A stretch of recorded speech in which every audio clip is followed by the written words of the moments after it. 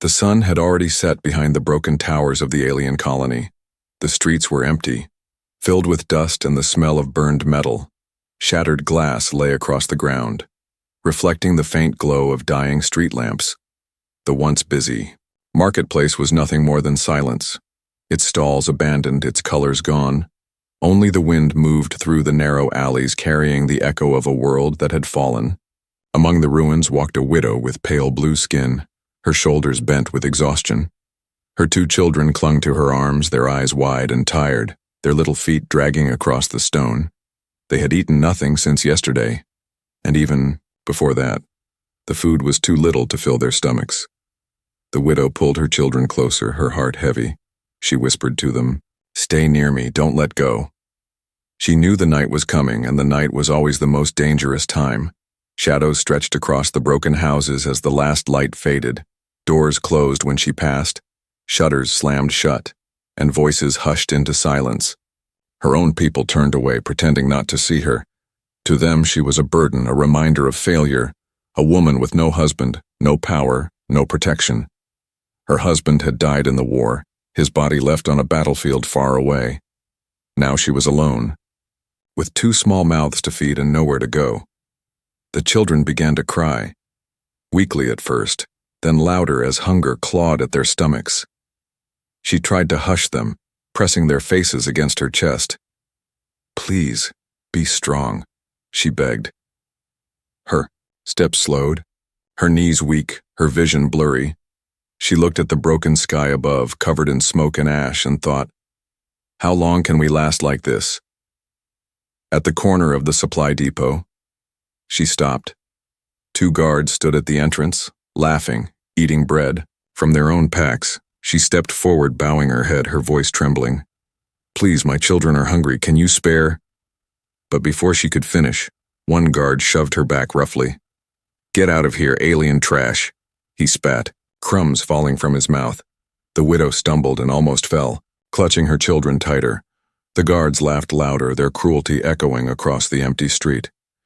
Tears filled her eyes, not just from hunger, but from the humiliation. Her children buried their faces in her torn cloak, afraid of the harsh voices. She turned away quickly before the guards decided to strike her again. Her heart pounded in fear, but deeper inside, despair grew heavier. She whispered to herself, "We cannot survive another night." Far away, hidden in the corner shadows, someone else was watching. A human man, plain in appearance, wearing the simple gray uniform of a janitor. He worked in the academy nearby, cleaning halls that others dirtied without care. No one ever noticed him.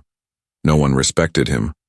He was invisible, like dust on the floor, but his eyes had seen the widow and her children many times before, wandering the colony with nothing, and something inside him stirred whenever he saw their pain. He remembered nights of his own when war had taken his family too. The memory of his little sister crying from hunger burned in his mind. And now, here in front of him, stood the same sorrow, reflected in alien eyes. It did not matter to him that she was alien or that others called her weak. He saw a mother struggling to keep her children alive, and he could not turn away. The widow walked further down the street, her pace slow, her arms shaking. Her children's breaths came out in shallow gasps, too tired even to cry anymore. The human man stayed in the shadows, following from a distance, his heart heavy. Every step she took felt like a story of defeat, a story of a life breaking apart. And yet, even in her weakness, she held her children tightly. Even in despair, she did not let them fall. Night finally spread across the colony. The lamps flickered and died one by one, leaving the streets in cold darkness. The sound of soldiers' boots echoed in the distance, their laughter sharp and cruel. The widow crouched in a corner. Pulling her children close, wrapping them in her cloak, she whispered, "Sleep, my little ones, I will keep you safe." Though her voice trembled with doubt, her stomach ached, her throat burned with thirst. She closed her eyes, wondering if tomorrow would come for them. In the shadows, the human janitor clenched his fists. He knew that if he did nothing, they would not survive, and yet helping them would put his own life in danger. The colony did not forgive kindness toward aliens, but as he watched the widow curl around her children, desperate to shield them from the cold, he knew one thing clearly. He could not walk away, not this time. The empty streets of the colony whispered their silence. But within that silence, the first step of something unexpected had begun. The human janitor's name was Daniel, though almost no one bothered to use it. Most people in the colony called him "Hey You" or "Cleaner," or simply ignored him.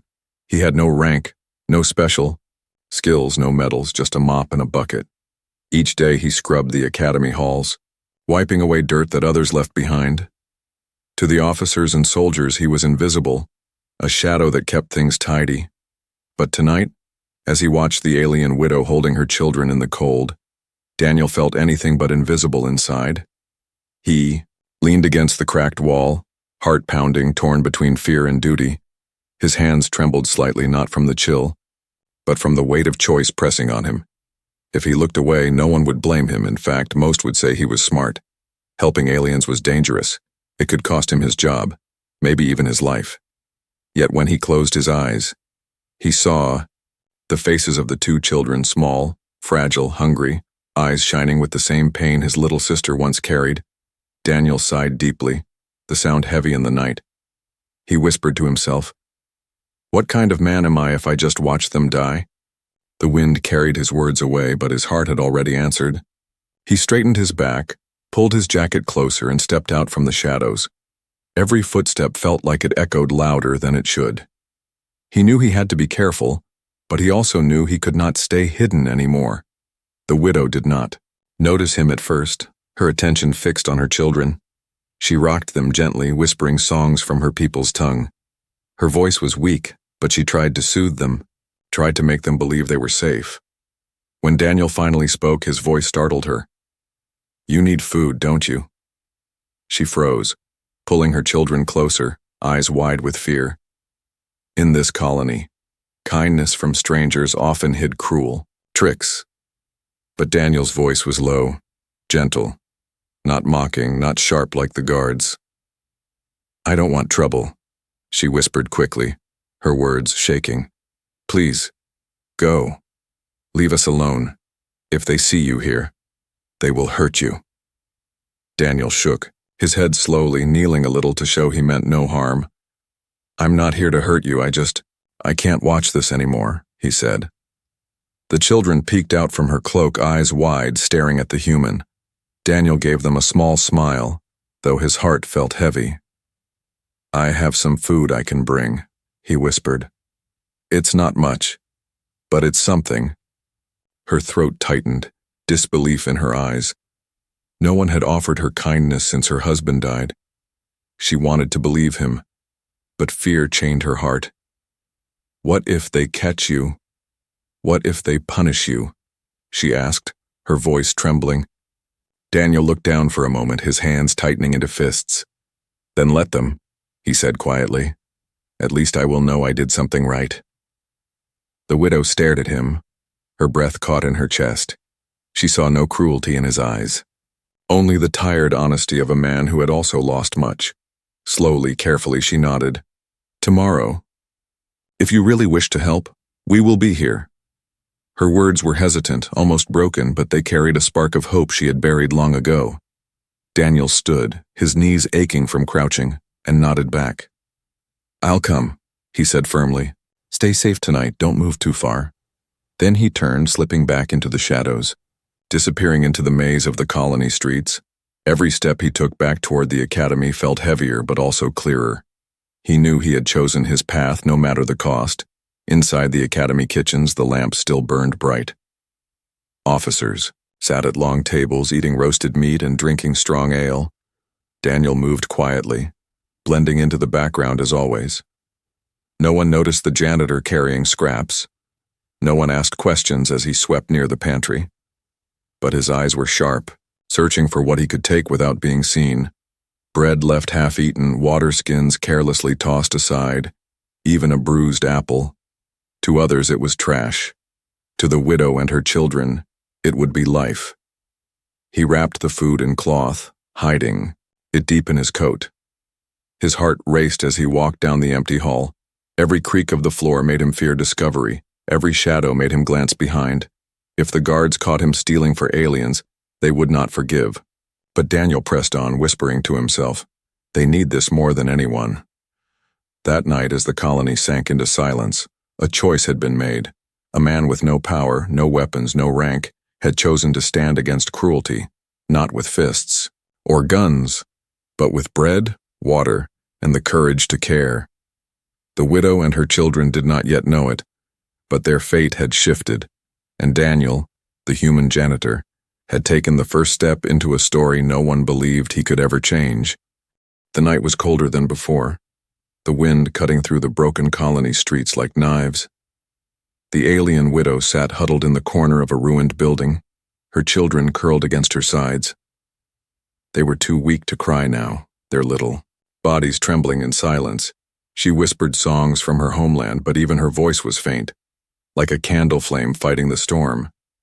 Footsteps echoed in the distance, heavy boots of patrolling soldiers. The widow tensed, clutching her children closer, praying they would not be seen.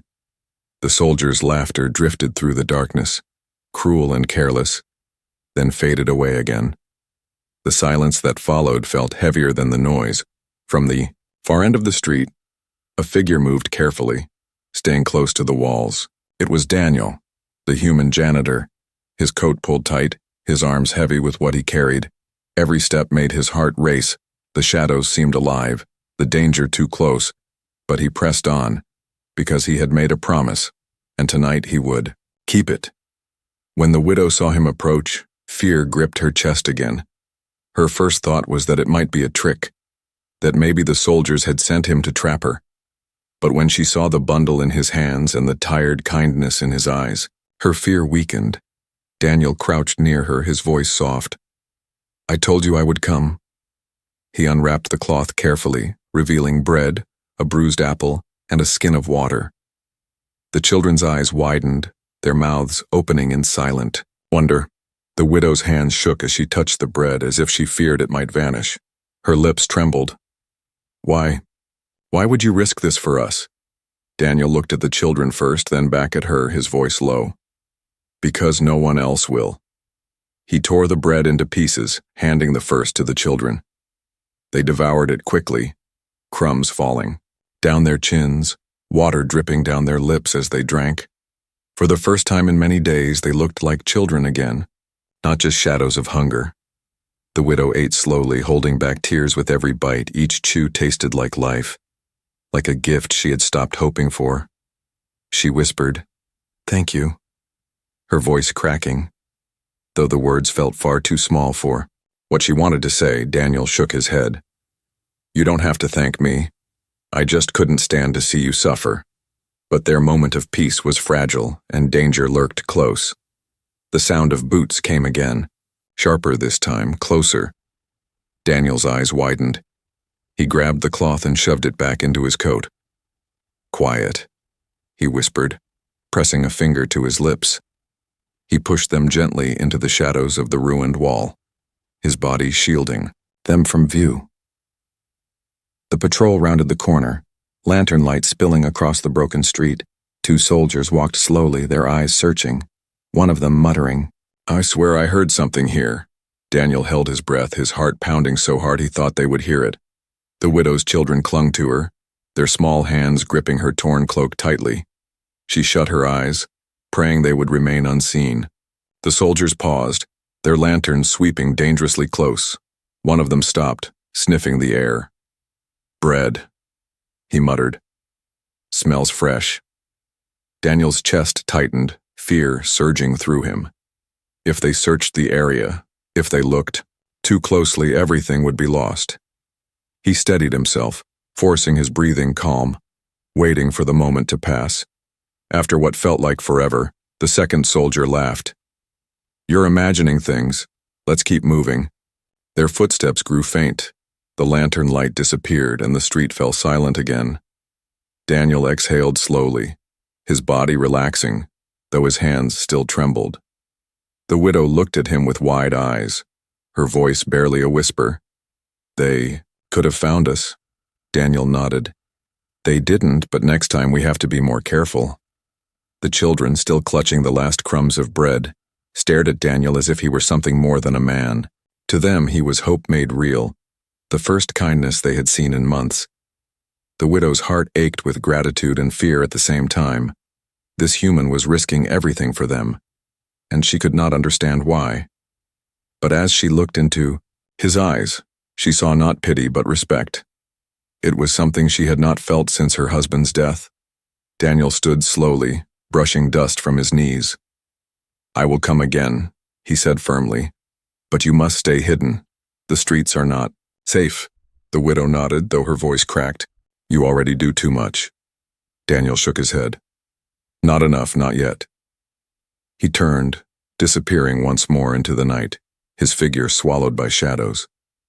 The widow sat there, holding her children close, her heart pounding with a new, strange feeling. It was not only fear anymore, but also a fragile spark of hope. As her children drifted to sleep with full bellies for the first time in weeks, she whispered into the night, "Maybe tomorrow will come after all." And somewhere in the dark alleys of the colony, Daniel walked back with steady steps. He knew the danger would only grow. He knew the eyes of the guards would turn sharper, but he also knew he had crossed a line inside himself. There was no turning back, no pretending he had not seen. For the first time in years, he felt like he was doing something that mattered. The janitor who was once invisible was now a secret lifeline in the shadows, and that secret was only beginning. The nights passed slowly in the colony, and each one carried new danger. But with every night, Daniel came, carrying scraps of food, hidden in his coat. Sometimes it was bread, sometimes boiled potatoes left behind in the academy kitchen. Other times, it was nothing more than dried beans. Yet to the widow and her children, it was treasure. The children began to wait for him, their eyes searching the shadows with hope instead of fear. The widow still worried, but she could not deny the life slowly returning to their faces. One night, after the children had eaten and drifted to sleep, the widow looked at Daniel. The flicker of a broken lamp nearby painted their faces in soft light. Her hands shook as she spoke, for she had kept her story locked away since the day of her husband's death. "My name is Lyra," she said quietly. "I have not spoken it aloud in weeks." Daniel gave a small nod, his eyes steady on her. "Lyra," he repeated gently, as if the name deserved respect. She looked down at her hands, scarred and tired, then back at him. "My husband died in the war," she continued, her voice trembling. "He was a guard at the border, loyal, brave, but it did not matter. They killed him and left us with nothing." Her eyes filled with tears, but she forced herself to go on. "My tribe scattered after the fall. Some were taken, some hid, some betrayed each other to survive." Her voice dropped lower, filled with pain. "I was left with only my children, and no one wanted to help us, not even my own people." The words fell heavy into the night. The silence that followed was almost unbearable. But Daniel did not interrupt. He simply listened, his face calm, his eyes never leaving hers. No one had listened to her in a long time. No one had treated her words as if they mattered. Something in Daniel's stillness broke the walls inside her heart. She whispered, "Every day I thought maybe it would be better if I closed my eyes and did not wake up, but I could not while my children still needed me." Her shoulders shook, her voice cracked, and for the first time she allowed herself to weep without shame. Daniel reached out slowly, carefully, not touching her but placing his hand near hers. "You kept going," he said quietly. "That is not weakness. That is strength." The widow's breath caught in her throat, the words striking deeper than she expected. For so long she had only heard insults, mockery, or silence. To hear someone call her strong felt like a wound and a healing at the same time. She looked at him, and in his tired face she saw no pity, only truth, and something fragile began to stir inside her. A spark of trust. The children stirred in their sleep, one of them mumbling softly. Lyra covered them with her cloak, brushing their hair back gently. Daniel watched the simple gesture, and a thought pressed into his mind. They deserve more than this corner. More, then fear, more than scraps. He clenched his fists, then relaxed them again, his choice deepening within him. But outside their small corner of light, danger was growing. That evening, Daniel had overheard whispers in the academy halls. Some soldiers had noticed food going missing, scraps that never reached the trash piles. "Someone's stealing," one officer had growled. "And if it's for those filthy aliens, we'll make an example of them." The words echoed in Daniel's head. Even now, as he sat across from Lyra, he knew that soon suspicion might fall on him, and once it did, the cost would be severe. Still, when he looked at Lyra and her children, he could not bring himself to stop. The fear in his chest was real, but so was the pull of his conscience. He whispered to her, "They are starting to notice. I have to be careful." Her eyes widened with worry. "You must stop then, please. I cannot let you lose everything for us." Daniel shook his head, his jaw tight. "I already made my choice. I cannot walk away now." The widow stared at him in silence, her lips parting but no words coming out. She wanted to protest, to tell him he was a fool, but deep down, something else filled her heart. A warmth she had not felt since before the war, since before the loss. Someone was choosing to stand with her, not for gain, not for orders, but simply because it was right. The spark of trust flickered brighter, and she whispered, "Then we will trust you whatever comes." The night stretched on. Quiet but heavy with meaning, Daniel stood, pulling his coat tighter, his eyes scanning the street one last time. "I'll return tomorrow," he said, his voice firm. "But we must find a safer place for you soon." Lyra nodded, her eyes shining with both fear and hope. "We will be ready." As he disappeared back into the darkness, the widow pulled her children close. Her heart, though still burdened with grief, beat with a new rhythm now. For the first time since her husband's death, she felt she was not alone. And somewhere deep inside, she began to believe that survival was possible. Not because of strength she did not have, but because one human had chosen to see her worth. The colony remained cold, the streets still cruel, but the spark of trust had been lit, and that spark could become a flame strong enough to change everything. Morning broke over the colony with a dull gray sky. The air smelled of smoke and metal, the kind of air that carried no hope. Soldiers marched down the cracked streets, their boots hitting the ground like drums of warning. People lowered their heads when they passed, afraid to draw attention. But the soldiers were already hunting, their eyes sharp, their voices louder than usual. "Food is missing," one officer shouted in the market square. "Someone is stealing," from the academy kitchens. His voice echoed across the empty stalls, making mothers pull their children closer. The punishment for theft was brutal, and everyone knew it. The officer continued, "Whoever is caught will suffer, and anyone protecting them will suffer more." Daniel heard the words as he cleaned the academy steps. His mop moved back and forth, but his mind was far from his work. Every muscle in his body felt tight. Every glance from the soldiers felt like a blade against his neck. He knew they were looking for him, even if they did not yet know his name. The missing scraps were not much, but they had been enough to spark suspicion. Inside the kitchen, he heard the cooks complaining. "Too much bread gone again," one muttered. "Potatoes missing too," another said. "It must be rats." But an officer nearby growled, "No rat takes apples and water skins. Someone's feeding those aliens." Daniel bent lower with his mop, pretending not to hear, but his heartbeat quickened, pounding against his ribs like a trapped drum. That night, when the lamps flickered out and the streets fell quiet, Daniel returned to Lyra.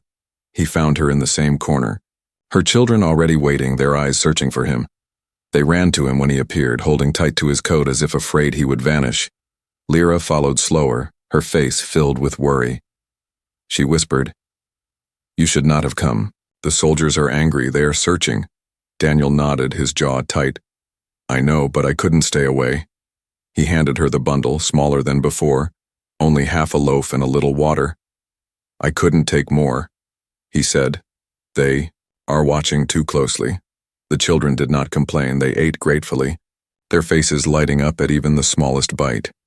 Lyra's hands trembled as she shared the food, but her eyes stayed on Daniel. "You risk too much," she whispered. If they find out, they will kill you. Daniel looked at her, his voice firm. Better me in danger than you and your children starving. The words hung in the cold air, heavy and unshakable. For a moment, neither of them spoke. The only sound was the crunch of bread between small teeth. Then Daniel lowered his voice, leaning closer. We can't stay like this. They will find you here.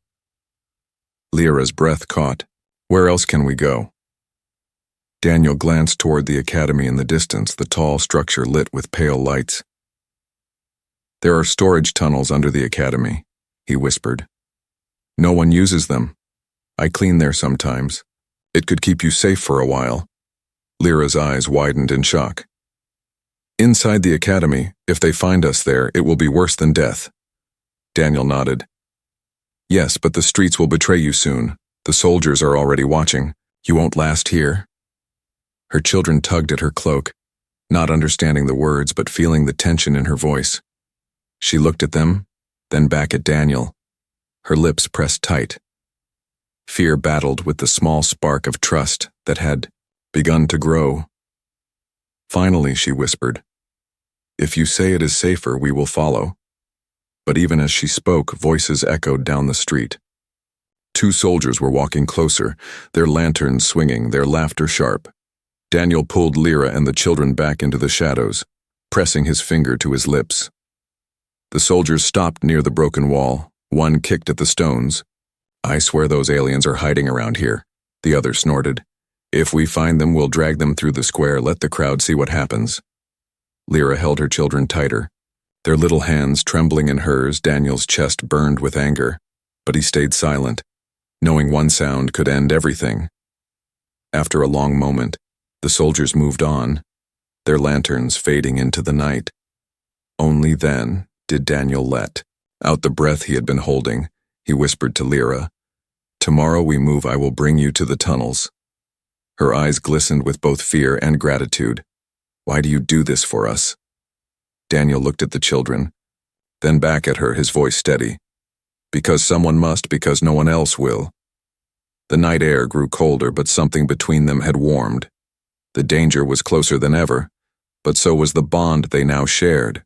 For the first time, Lyra believed not only in survival, but in the chance of something more.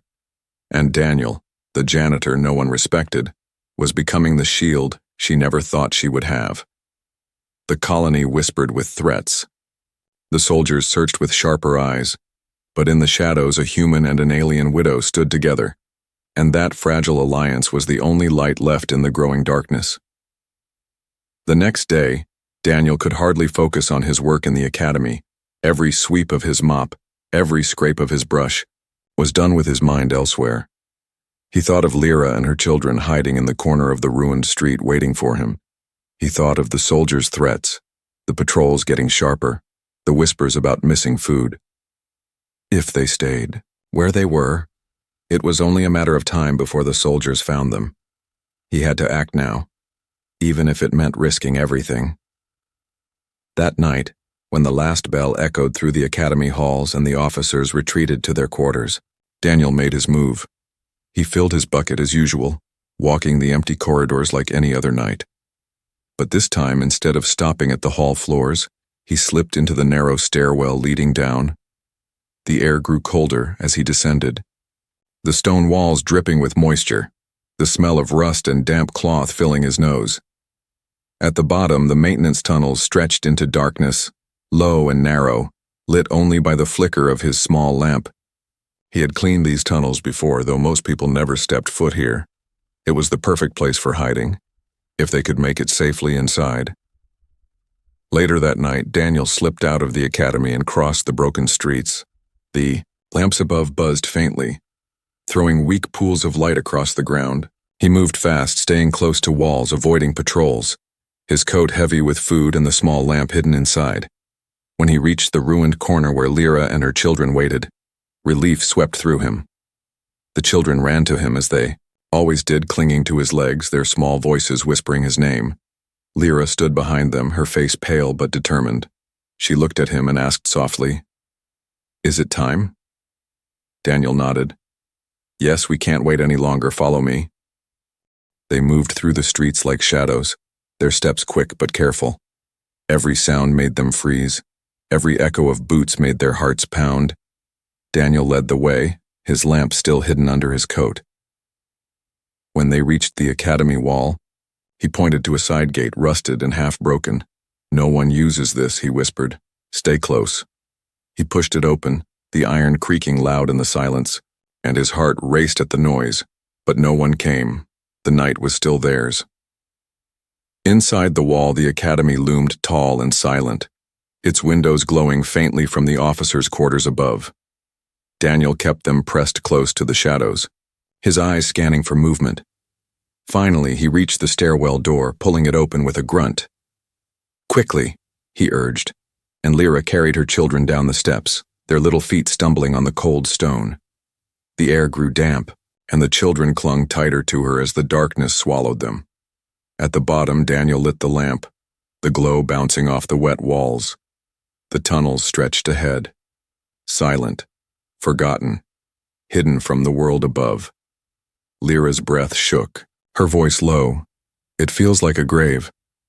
Daniel looked at her steadily. "No, it's a shelter. It will keep you safe." He led them into a small maintenance room, its door rusted but still strong. Inside were old tools, broken crates, and piles of cloth. It was not much, but it was hidden, and for now it was hope. Lyra set her children down on the cloth, wrapping them close. For the first time, they lay on something softer than stone, their eyes slowly closing from exhaustion. But safety was fragile, and the danger was not far behind. As Daniel set down the food and water, he froze at the sound of voices above. Heavy boots echoed faintly, guards moving through the upper halls. He put out the lamp quickly, pressing his finger to his lips. Lyra and the children stayed silent, their breaths shallow. The sound of the guards grew closer, echoing down the stairwell. "Search everywhere," one voice barked. "If someone is hiding food, we'll find them." Daniel's chest tightened, his mind racing. If they opened the door to the tunnels, if they searched this far, everything would end. He motioned for Lyra to stay still, his own back pressed against the cold stone. The voices lingered, then slowly faded away, their boots retreating back toward the halls. Daniel let out a breath he didn't know he had been holding. He turned to Lyra, whispering, "This will not be easy, but you will live." Lyra looked at him in the dim glow of the dying lamp. Her voice trembled, but it carried strength. "Why do you do this, Daniel? Why risk your life for us?" Daniel hesitated, then said simply, "Because someone must, and because I know what it means to lose everything." For a moment her eyes softened, filled with a gratitude she could not put into words. She whispered, "Then we trust you." The tunnels grew quiet again. The children slept. And for a moment the world above felt far away. Daniel sat in the corner, his lamp dim, his heart heavy but steady. The plan had worked for now. They were hidden, safe for the night. But deep down, he knew this was only the beginning. The soldiers were watching, suspicion was growing, and sooner or later the shadows would not be enough. Yet as he looked at Lyra and her children, resting for the first time, without fear, he knew he would fight whatever came next. The janitor had chosen his path, and there was no turning back. The tunnels became their secret world, a place of shadows where time seemed to stand still. Days passed slowly, each one heavy with fear that discovery was close. Daniel came every night, carrying scraps of food and bits of water. Each visit carried the risk of being caught, but he never stopped. And with each day, Lyra and her children grew stronger, their eyes brighter, their voices less weak. Still, Daniel knew it could not last forever. The soldiers were watching closer, the kitchens were counting every crumb. Whispers grew louder in the academy halls. "There is a traitor among us," they said. Daniel scrubbed the floors with his mop, listening, pretending not to care. But inside he felt the weight of the danger pressing harder. Sooner or later someone would notice too much missing, and the punishment would fall. That night, Daniel carried not just food but a new plan. When he entered the tunnel, Lyra looked up quickly, her children clinging to her cloak. She had begun to fear each time he came, wondering if it would be the last. He set the food down gently, then crouched before her, his voice firm. "You cannot stay here any longer," he whispered. "The soldiers are closing in." Her eyes widened with fear. "Where can we go? There is nowhere safe in this colony." Daniel's gaze hardened. "There is a supply shuttle leaving at dawn. I can get you on it." The words hung heavy in the air, almost too big to believe. A shuttle meant escape. It meant freedom from the streets, the soldiers, the hunger. But it also meant danger, for if they were caught, the punishment would be brutal. Lyra's voice trembled. "How? The shuttles are guarded. We have no papers, no permission." Daniel leaned closer, his voice low. "I clean near the docking bay. I know the paths. I know when the guards grow lazy. If we move before dawn, we might slip through." For a long moment, Lyra said nothing, her hands gripping her children tightly. Her heart warred between hope and fear, the chance of life against the shadow of death. Finally, she whispered, "If you believe it, then we will follow." Her children looked up at her, not understanding the danger, only feeling the hope in her voice. Daniel nodded, relief and determination settling inside him. "Then tomorrow we try." The hours before dawn passed slowly, filled with silence and whispers of fear. Daniel led them through the tunnels, the lamp casting soft circles of light on the walls. Every step echoed. Every sound made their hearts jump. When they reached the stairwell that led up into the academy, Daniel stopped. He turned to Lyra and her children, his face serious. "No sound, no matter what happens. Follow me." They nodded, their small hands clinging tightly to their mother's cloak. They slipped into the academy, moving through the dim halls like ghosts. The officers were asleep, the guards half drowsy at their posts. Daniel guided them through side corridors, down service passages he knew by heart. Finally, they reached the docking bay, the smell of fuel and oil filling the air. The shuttle loomed ahead, its doors open, crates being loaded by a few tired workers. Daniel pointed, whispering, "Stay behind the crates, wait until I signal." The workers finished quickly and left, leaving the bay quiet except for 2 guards near the entrance. Daniel's heart pounded as he watched their movements, waiting for the moment. Finally, one guard stretched, yawning, the other turning his back. Daniel waved sharply and Lyra moved, pulling her children with her. They slipped between the crates, their small bodies low, hearts beating like drums. Daniel followed close, guiding them toward the shuttle door. They were almost there when one child stumbled, the sound of a small cry echoing faintly. The nearest guard turned, frowning. "What was that?" Daniel acted fast, stepping out from the shadows, his mop still in his hand. "Just me," he said quickly, forcing a tired laugh. "Cleaning crew, nothing more." The guard glared at him, then grunted. "Move along, janitor. This is no place for you." Daniel bowed his head, backing away slowly, his body blocking the view of Lyra and her children slipping into the shuttle. Only when the guard turned back did Daniel let out a shaky breath. Inside the shuttle, Lyra pulled her children close, her eyes wet with tears. Daniel joined them quickly, crouching low, his voice firm. "Stay silent. We're almost free." Minutes felt like hours, but then the engines roared, the shuttle rising slowly. The colony walls grew smaller through the narrow cracks, the soldiers below unaware. Lyra's tears fell freely now, her hands trembling as she whispered, "We are leaving, we are truly leaving." When the shuttle finally broke free into the dark sky, her children cheered softly, their voices filled with joy. Lyra looked at Daniel, her voice breaking. "You gave us life again." Her children hugged him tightly, calling him uncle, their small arms wrapped around his tired shoulders. Daniel closed his eyes, holding them close, his heart heavy but full. For years he had been invisible, a man no one noticed, no one respected. But in this moment he had become something greater, a savior, a protector, a friend, as the shuttle carried them into the unknown. Daniel whispered, "Sometimes it takes the most ordinary human to make the greatest difference." And in the silence that followed, a new beginning was born.